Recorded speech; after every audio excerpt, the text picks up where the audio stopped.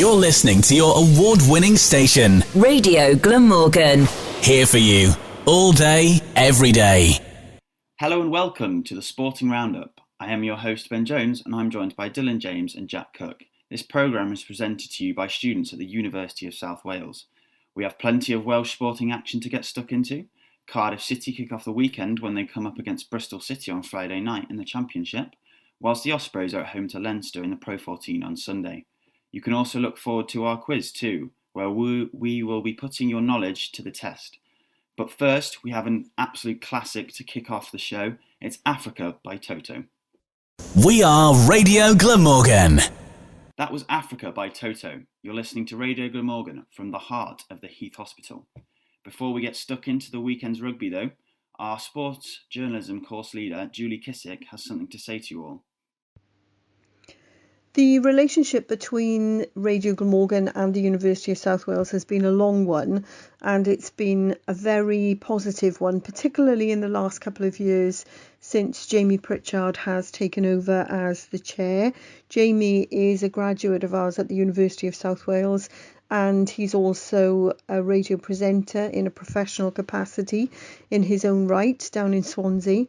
And Jamie has always been incredibly supportive of radio at USW, and it was brilliant when he was able to give our sports journalism students the opportunity to produce and present their own sports show, which last year went out on Radio Glamorgan for the first time. Our third year students from this year are going to be producing and presenting it this time around. And it's a fantastic opportunity for them to work in as professional as an environment as we can manage. And in these circumstances, I think it's also really important that young people, young men as they are in this case, are seen to be giving something back, really. The people who are going to be listening, in the majority, are probably going to be people who are quite unwell. And we're hoping that they're going to be sports fans, they're going to be music fans, and we're hoping that they will appreciate young voices who have created their programmes very specifically with those people who are listening in mind. And we really felt that the students benefited a great deal last year from working on the programme, and I'm very sure that the students this year will have exactly the same experience. On air, all day, every day. Broadcasting from the largest hospital in Wales. We are Radio Glamorgan. Now for your rugby roundup with Dylan. So Dill, could you give us all a summary of what happened in the rugby world last weekend, please? Well, Ben, last weekend was not a great one for Welsh rugby, let's put it that way. Not only did Wales lose by 10 points to 14 to Scotland at Parc y Scarlets, but not a single Welsh region managed to record a victory. Windy conditions didn't help the situation internationally, as Ryan Elias struggled to keep the ball straight on the line-out. Wales didn't offer a great deal going forward, as it seemed the Scots had more desire to win, which was made evident by their celebrations upon winning penalties. Wales looked a shadow of their former selves when compared to their Grand Slam winning team of 2019 under Warren Gatland, and it seems Wales are really missing both Gatland and defence coach Sean Edwards, who is now on the France coaching team. The pressure is on Pivac, who understands that a win needs to come. Speaking in the week, Pivac mentioned that no matter where the win comes, how it comes, we need to start winning. There is no doubt about that. Pivac enjoyed a really successful spell with the Scarlets, winning the Pro 14 in that time, so he is no stranger to success. However, now more than ever in his career, he is desperate to get a win under his belt to regain the trust of Welsh fans. Ben, do you think Pivac's position is at threat? Yeah, I'd say it definitely is. I mean, it's always hard coming from the likes of Scarlets to an international stage, especially a team like Wales, which have been so successful in the past 12 years under Gatland.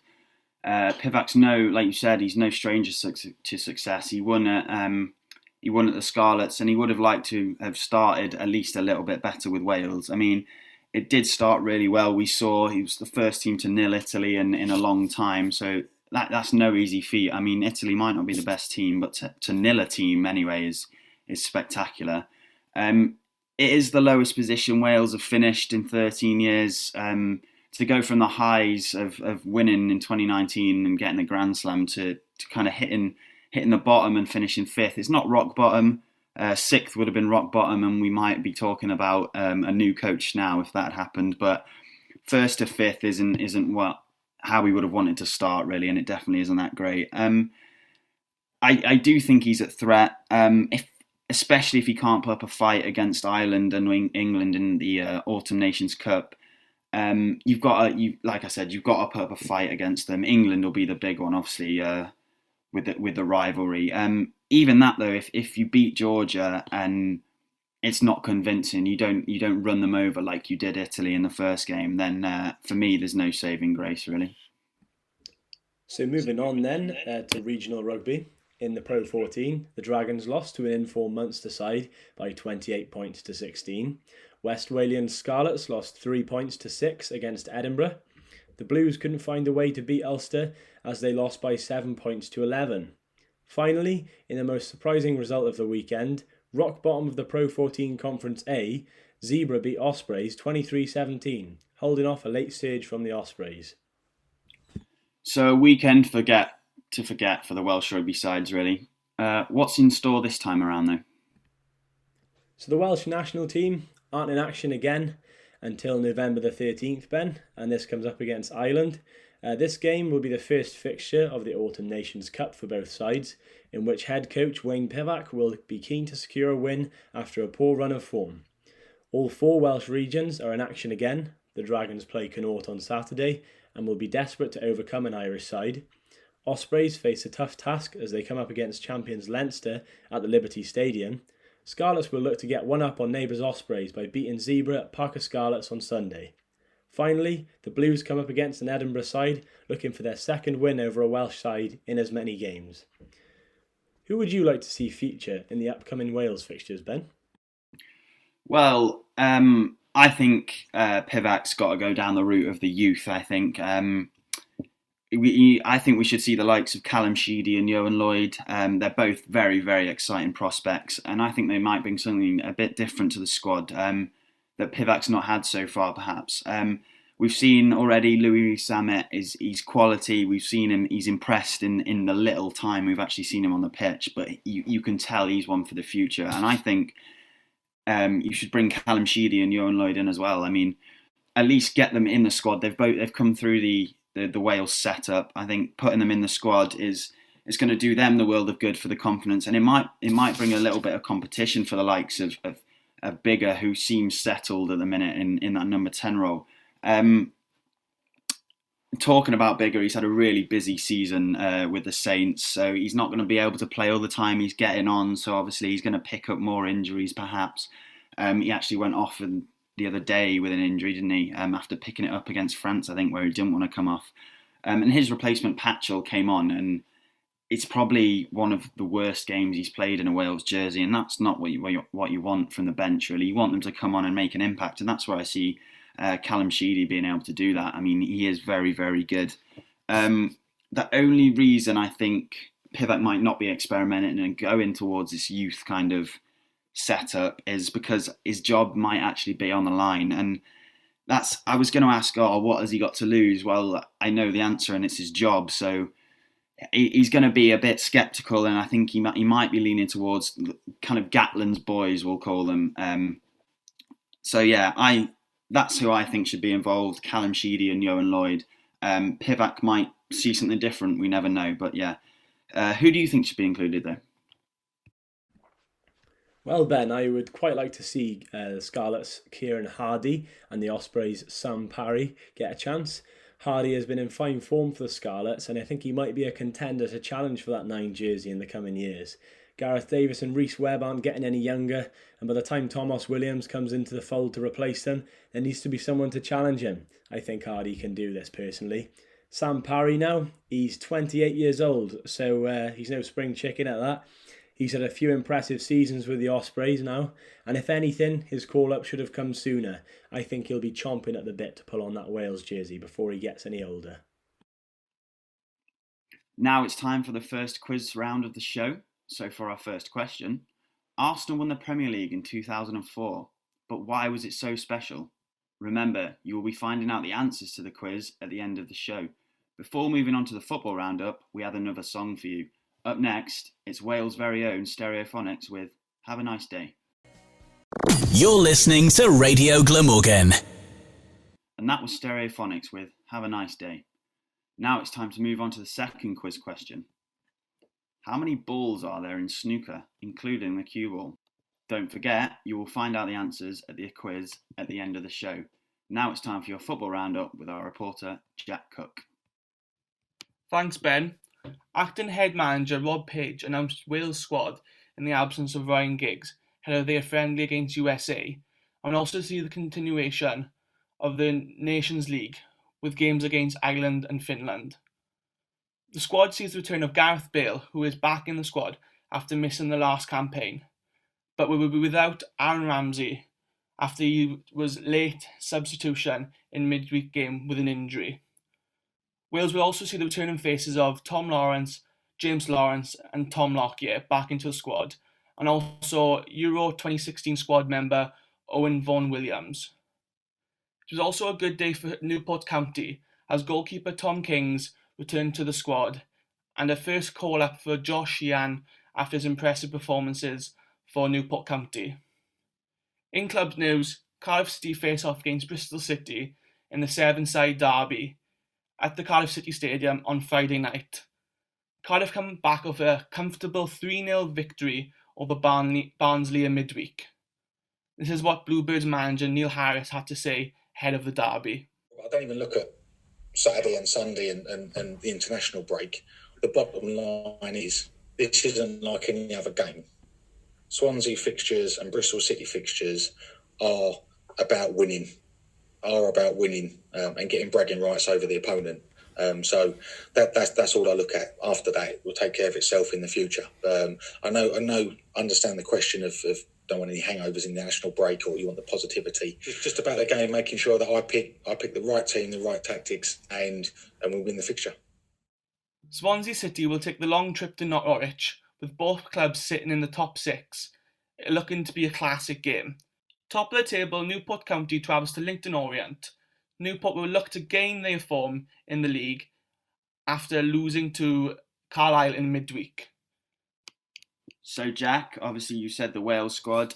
What do you make of it, and is there anyone that is missing that you think should have been picked? First of all, it's good to see Gareth Bale back playing regular football for Tottenham, even though he might be coming off the bench and playing the odd game in the Europa League. It's good to see him, and also scoring on last weekend. It's a shame to see Aaron Ramsey missing again after picking up an injury in Champions League this week, but it's becoming a regular occurrence for Ramsey to miss out, and I think that needs to be looked at by Giggs and his coaching staff. But it's also good to see returning faces of Tom Lawrence, James Lawrence, Tom Lockyer, who's maybe not been selected in the previous squads. But I think the big miss in this squad, I think, is Christian Doidge.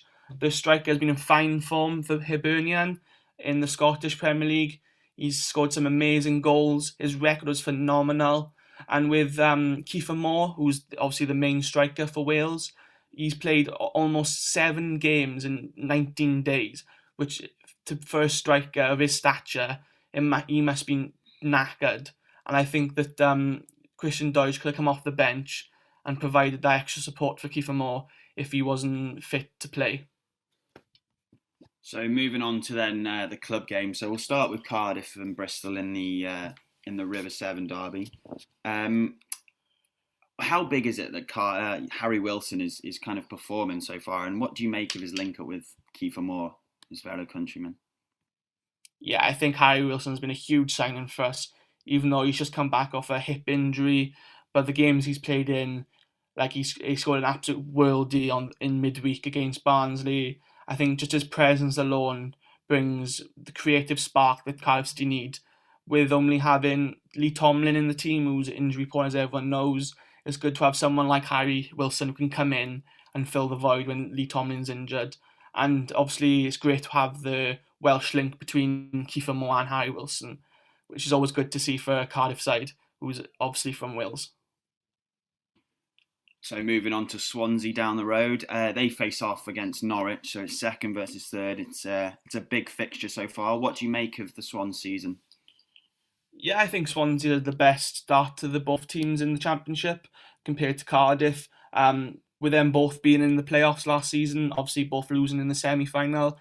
I think Cardiff have played a lot to have a hangover, but it doesn't seem to Swansea to have such a hangover from the playoff defeats. I think what Steve Cooper is trying to do there is absolutely unbelievable with having Andre Ayew as the lead man this season. He's clearly, who's been captained a few games for them, he's clearly the set man for them. And I think with the youngsters built around him and the loans that Steve Cooper has brought in, it's been unbelievable. And I think that they could have a real chance of getting top 6 and getting promotion back to the Premier League. And then finally on to Newport County, an exceptional start to the season, and then this is their first game against Leyton Orient in the FA Cup. How big has Michael Flynn been for Newport, and where do you see him going? Has he hit the glass ceiling yet or not? Do you reckon he's going to break through it? Well, you've seen Newport run of forms in such cups as the Carabao Cup and the FA Cup, and the runs they've been on, beating Premier League teams, and what Mike Flynn has achieved there is absolutely unbelievable. I think, firstly, getting them in League 2 from the National League was unbelievable, and I think that the building that they've done for many seasons now will hopefully get them to where they deserve, which will be League 1, and maybe eventually be in the same leagues as Cardiff and Swansea. But I think Mike Flynn has definitely been patient with Newport. I think that many clubs are starting to look at him now to maybe go up a few leagues to become manager of a few leagues. But I think that for Mike Flynn's sake, I would say to stick with Newport this season, after obviously being off to a great start. They top the league. They've only won 1 or 2 games this season, even though they lost in midweek. But I think that the long trip to Carlisle probably definitely took it out of them. So I wouldn't think of that too much. But I think the home crowd, if they had a crowd, would be absolutely buzzing at Rodney Parade. And I think that Mike Flynn's done a really good job there. So thank you for that, Jack. Some really, really good insights, and I'm sure we're all looking forward to this weekend's football and obviously the Wales game. So now for the final question in the quiz before we reveal the answers to you. Will you have all 3 correct? What are the 5 colours of the Olympic rings? So before we reveal the answers to you, here is Bryan Adams with Summer of '69. A reminder that you're listening to Radio Glamorgan from the heart of the Heath Hospital. Now it's time for the answers to the quiz. Before we reveal the answer to question 1, we are going to give you a refresher. So, question 1 was, Arsenal won the Premier League in 2004, but why was it so special? The answer is, because they went invincible. That Arsenal team went a whole season without losing a single game and remain the only team to do so. Here is your reminder of question 2. How many balls are there in snooker, including the cue ball? The answer is 22. Now on to the final question. Here is your reminder for this one. What are the 5 colours on the Olympic rings? The answers are red, yellow, blue, black and green. So there you have it. We hope you all did well, and well done to you if you managed to get all 3 right. Well, what a packed weekend to look forward to. I'm sure there will be plenty to talk about next week. But that is unfortunately all from us now on Radio Glamorgan. Thank you for tuning in and have a great weekend. You're listening to your award-winning station, Radio Glamorgan. Here for you, all day, every day.